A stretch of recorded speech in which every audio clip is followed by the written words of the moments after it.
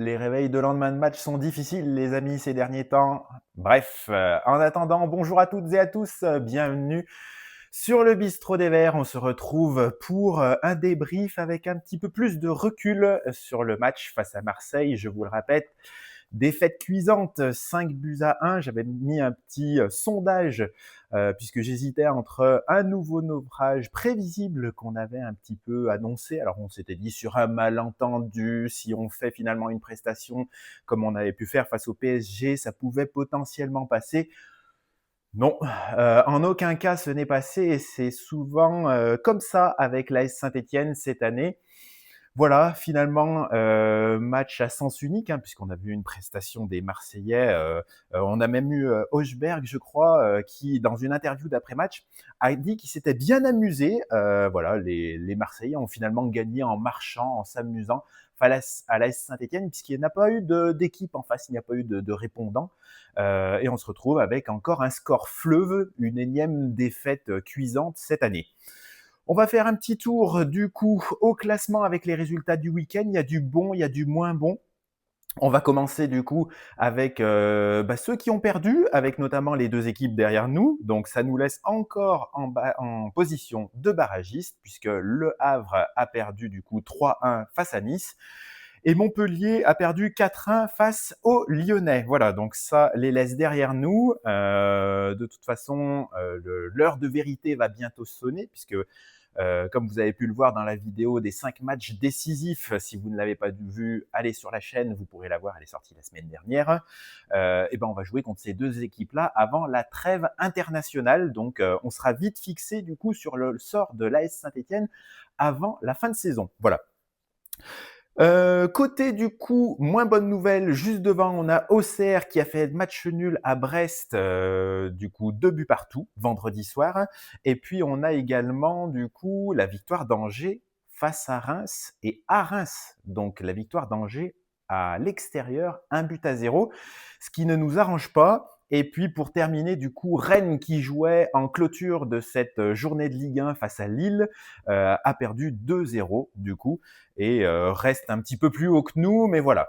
J'avais un petit quelque chose à rajouter avant qu'on passe à la composition d'équipe qu'avait choisi Horneland, c'est que je vois beaucoup, et moi ça me fait rigoler un petit peu, j'attends vos commentaires par rapport à ça, donc n'hésitez pas à me les laisser juste sous la vidéo, sur des interviews d'après-match sur les équipes adverses quand elles jouent contre l'ASS et qu'il y a un gros score ou que par exemple elles étaient un petit peu en difficulté comme on voyait Rennes ces derniers temps, et puis qu'elles vont jouer contre la SS. Elles vont avoir pour elles du coup une jolie victoire hein, quand on gagne 5-1 pour Marseille ou quand on prend Rennes du coup et qu'on gagne 2-0 face à Saint-Etienne, etc. Je sens tout de suite et je vois des interviews d'après-match où les entraîneurs et les joueurs disent ça y est, c'est le renouveau, etc. Moi, j'ai envie de dire non, en fait.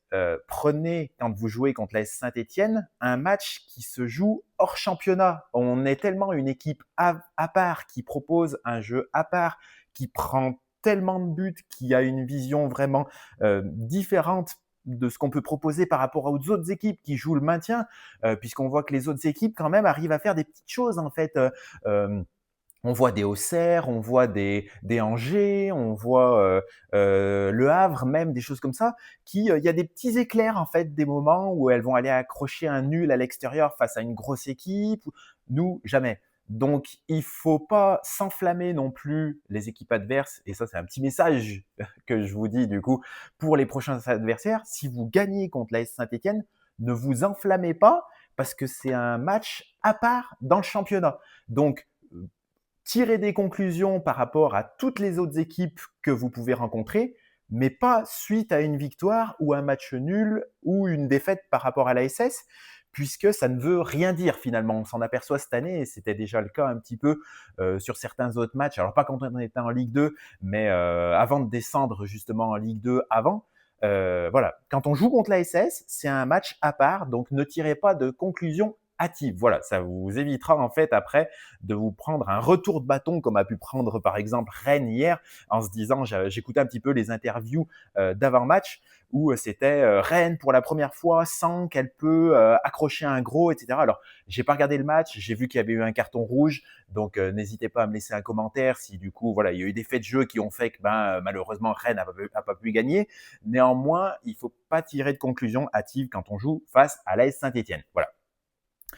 La composition d'équipe maintenant, on avait du coup Léo Petro à droite, on avait du coup Cornu qui était à gauche, la défense avec Batou Binsika, Nadé, une petite surprise au milieu avec Tardieu à la place de Mouton et les trois de devant avec du coup Davitashvili qui n'a pas fait grand chose encore. Je reviendrai un petit peu sur sa prestation par la suite dans le contenu du match. À droite, Boakier et devant Stassin qui, comme je vous l'avais dit, du coup, je pense, a été choisi comme numéro 1 de la part d'Orneland. Et Sissoko va rester sur le banc et n'est même pas rentré du coup en seconde mi-temps. Voilà. Au niveau du contenu de match, on va terminer par ça. Et ben écoutez, pour moi, s'il faut tirer un joueur du lot du côté de l'AS Saint-Étienne, ça va être Gauthier Larsonneur, puisqu'on perd 5-1, mais vu le nombre d'arrêts qu'il fait et le nombre d'occasions qu'il a eu sur sa cage, on aurait pu en prendre 10 en fait. Donc s'il y a un joueur à tirer du lot, ça va être notre gardien, Larsonneur, voilà. Les autres, par contre, les joueurs de champ, pour moi, il n'y en a pas eu un au-dessus de l'autre. Les quelques occasions qu'on a eues, on a tapé sur la barre. Il y a avec Petro, on a eu par exemple Stassin qui marque, du coup, c'est pour ça qu'il y a le 5-1. Mais on a l'impression qu'on a marqué et eu des occasions les seules fois où Marseille a baissé le pied. En fait, c'est pas nous qui avons augmenté notre niveau de jeu, c'est plutôt Marseille qui a soufflé à un moment, baissé d'un cran. Et bon, De Zerbi, du coup, en conférence d'après-match, dit c'est dommage, ça fait un petit peu tâche, du coup, sur la fin avec ce but encaissé. Néanmoins, c'est juste le moment où les 5 minutes d'inattention ou de relâchement un petit peu que vous avez pu avoir font que du coup, on en a mis un. Mais s'ils avaient joué à 100% tout le match avec un score beaucoup plus serré, on n'aurait jamais marqué un but. Voilà. À noter Davitashvili, puisque je vous avais du coup dit que je reviendrais sur sa prestation. Il est très bon comme joueur, on le sait qu'il a un potentiel incroyable avec une bonne frappe de balle et je comprends pas, que ce soit lui ou les autres joueurs, ils cherchent à s'approcher trop près de la cage. Quand vous avez une occasion comme lui qui arrive sur le côté gauche justement, je sais plus qui c'est qui lui met un petit ballon en profondeur là, il arrive à rentrer dans la surface côté gauche, lève la tête et tire plutôt que du coup, essayer de faire un dribble, de penser à je ne sais quoi et du coup, de se retrouver avec pas d'action qui va jusqu'au bout. On a trop peu d'actions qui vont jusqu'au bout et face à des équipes comme Marseille justement, il faut ça se termine par un tir cadré ou non par une action parce que sinon on est frustré quoi du coup. On se retrouve à la mi-temps avec trop peu d'occasions, trop peu de tirs, etc. Et ça termine du coup avec des scores comme on a pu le voir aujourd'hui. Voilà. Sinon le reste de l'équipe, écoutez, de toute façon, pour moi, on a pratiquement pas joué. Le visage que je voulais voir qui avait été mis en place par Orneland du coup face au PSG n'a pas du tout eu lieu en fait face à Marseille.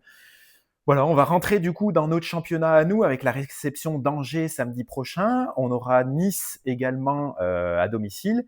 Et puis ensuite, les 2 matchs les plus importants face au Havre et Montpellier, où soit on prend de l'avance, soit on coule. En tout cas, on fera un bilan juste à la trêve pour savoir le destin de la SS, s'il se jouera du coup en Ligue 1 ou en Ligue 2.